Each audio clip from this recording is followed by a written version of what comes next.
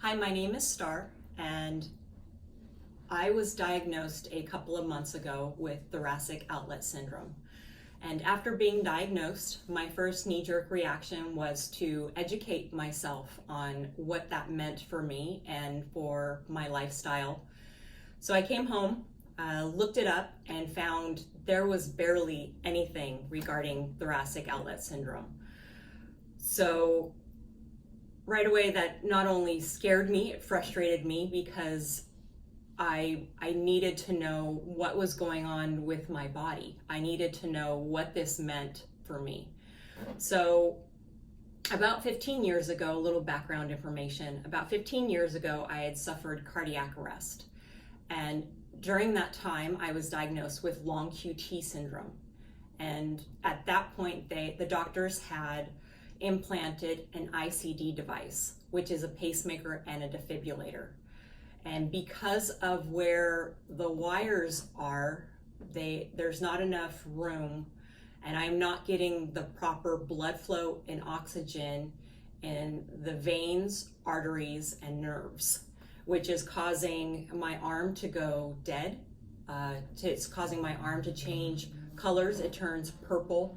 It feels like it gets tingly, like when you hit your funny bone, and it can last for a few minutes.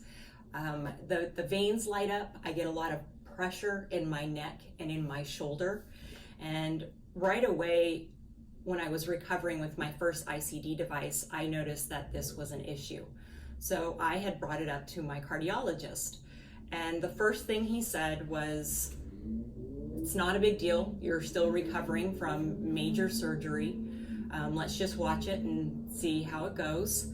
And it was still going on. I felt that I was perfectly healed, and it was still happening, whether I was taking a shower, driving the car, putting away groceries.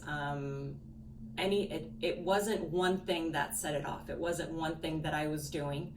And I had moved, and I had seen a new cardiologist, and I brought it up to him, the issues and the concerns. And he shrugged it off and basically told me that I need to toughen up. I need to tough it out. And this was just my life with my ICD device. So of course, right away, I never mentioned it again. And 15 years later, here we are. A few months ago, I was sitting in my electrophysiologist's office having a routine ICD device checkup.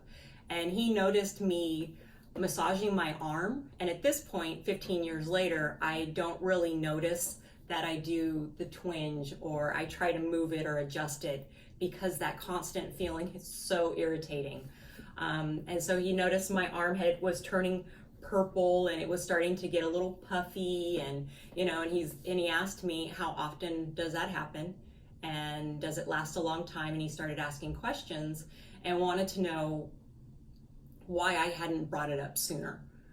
And so I told him, of course, the story, and he had sent me to a thoracic outlet specialist. And right away, he had diagnosed me with thoracic outlet syndrome because, of course, by then I had taken pictures of what it looked like when it happened, because nothing ever rarely rears its head when you're in the doctor's office or in a doctor's appointment. So you have to really journal and take notes and advocate for yourself.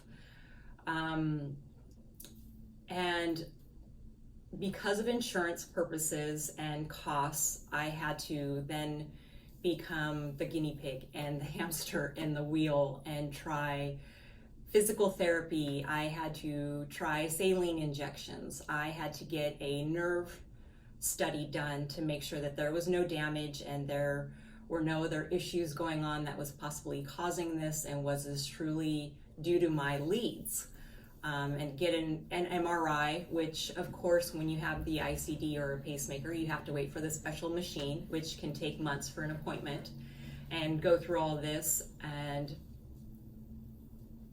because of those facts, and none of it helped, they had decided that they're finally going to go ahead and they have to remove the first rib and it's almost like when you kink the hose, it's being pushed between my clavicle and my first rib.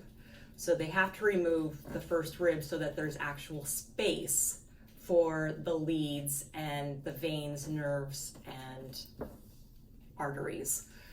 And the most frustrating part was that we knew this months ago that they were going to have to do the surgery, but still had to do all these tests for insurance. But on top of that, the education was not there, and the uncertainty.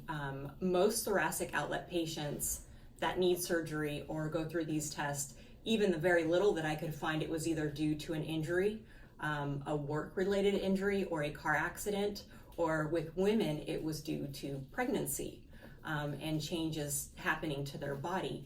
There is just nothing out there for patients like me, and the unknown and the fear of going into something like this is just, yeah, it's scary, but it's upsetting. It's very upsetting to not know how I'm going to come out of it, what's going to happen with my body, what could happen during surgery. There's just too many unanswered questions. So I decided to make this video and journal what happens to me step by step, that hopefully it could help somebody out there so that they don't feel so alone, or that they don't feel so scared,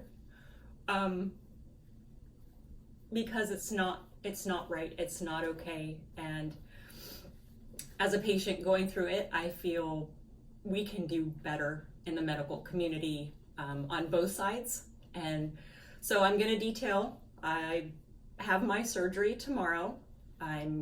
We check in the morning, and I will give you updates. Some of them may not be so pretty, but they will be a step-by-step, so that hopefully this helps at least one person, whether it's a patient or a physician treating a patient, somebody out there, or even a family member that has to take care of somebody in this situation. So welcome to my journey, and I will see you soon.